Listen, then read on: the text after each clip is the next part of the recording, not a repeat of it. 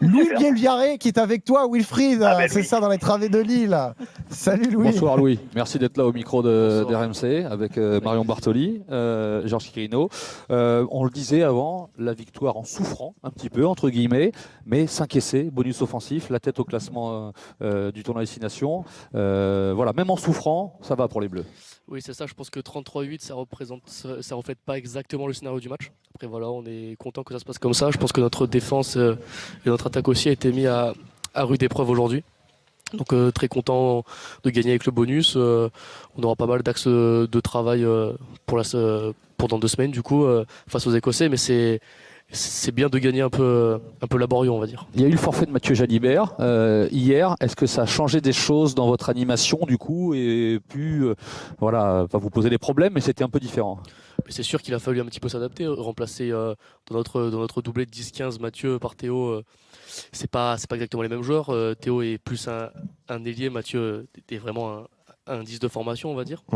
Donc, mais bon, comme je disais, on a l'habitude un peu de travailler des scénarios catastrophes à l'entraînement, à la mise en place. Donc, ça faisait partie d'un des scénarios catastrophes. Mais je pense qu'on s'en est plutôt bien sorti ce soir, même si tout n'est pas parfait, bien évidemment. Mais je trouve qu'on a quand même su s'adapter et quand même répondu présent globalement dans le match. On est avec Louis Bielviaré, donc dans Bartoli Time. Louis, question de Marion Bartoli. On est dans Bartoli Time, gagnante de Wimbledon, 2 champions qui se parlent. Marion avec Louis. Louis, tout d'abord, félicitations. C'est que c'est jamais facile à chaud comme ça d'analyser un match. Surtout, tu l'as dit, ça a été vraiment un combat après disputé cet après-midi contre l'Italie. Mais néanmoins, cette équipe de France dégage vraiment une sérénité depuis le début du tournoi et aussi beaucoup de sérieux, je trouve, avec des entames de match à chaque fois réussies pour vraiment prendre votre adversaire à la gorge. Vous êtes en mission là sur ce tournoi à destination.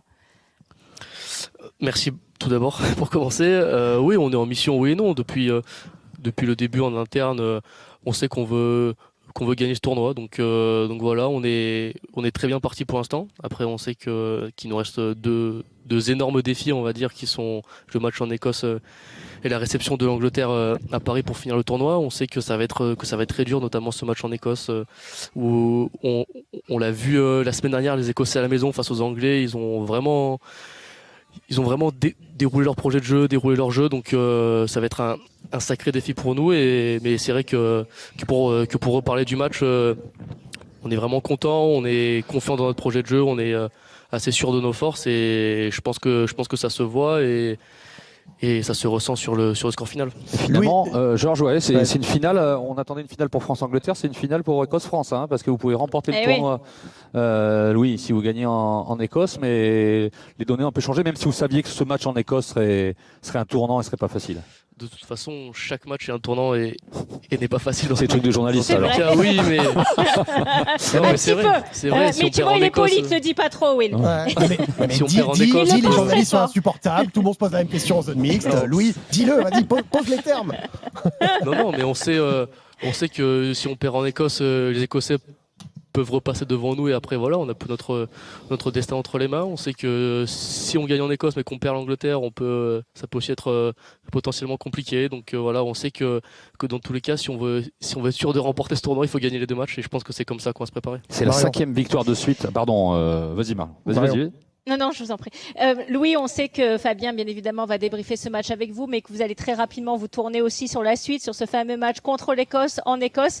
Ça va se passer comment? Il y a eu 3 matchs déjà très durs. Je pense qu'il va y avoir pas mal de récup. Vous avez aussi 2 semaines pour le préparer. Tu peux nous décrire un petit peu comment ça va se passer de maintenant à ce défi contre l'Écosse? Vous allez regarder des vidéos de l'Écosse pendant 2 semaines, là?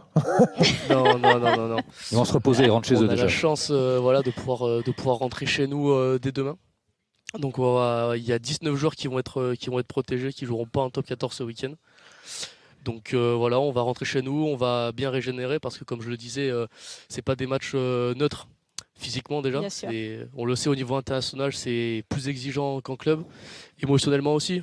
Je le dis aussi souvent, mais jouer devant 40, 50, 80 000 personnes, c'est pas neutre. Donc cette petite semaine de régénération, parce qu'on aura quand même des séances physiques à faire, vous inquiétez pas pour nous. Et donc voilà, ça va nous permettre d'être frais physiquement et mentalement. Et je pense qu'on va en avoir grandement besoin pour les gagner en Écosse et pour potentiellement gagner ce tournoi.